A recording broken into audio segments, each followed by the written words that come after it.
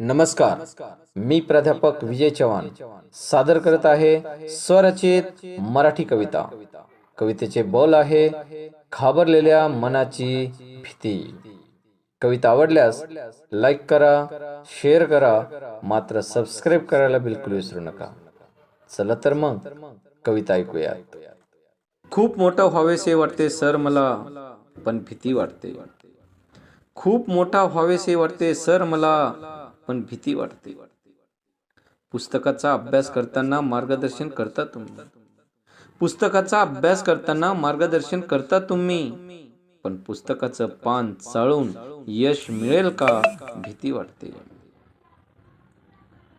कष्ट करत असताना घाम कसा गाळावा शिकवता तुम्ही, कष्ट करत असताना घाम कसा गाळावा शिकवता तुम्ही, पण त्या घामाचा मोती होईल का भीती वाटते।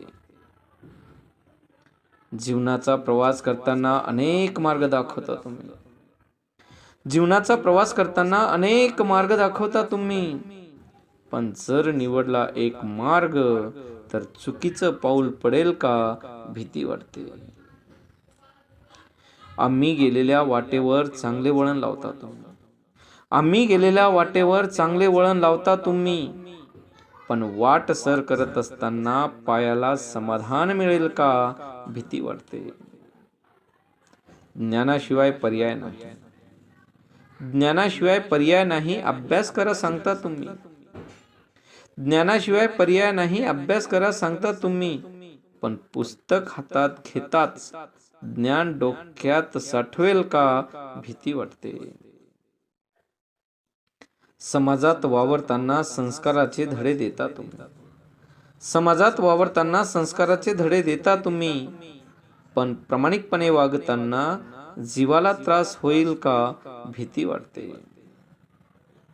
आयुष्य खूप सुंदर आहे, आयुष्य खूप सुंदर आहे, जगावं कसं शिकवता तुम्ही, आयुष्य खूप सुंदर आहे, जगावं कसं शिकवता तुम्ही, पण आयुष्य जगताना मध्येच अंत होईल का भीती वाटते, मध्येच अंत होईल का भीती वाटते। धन्यवाद।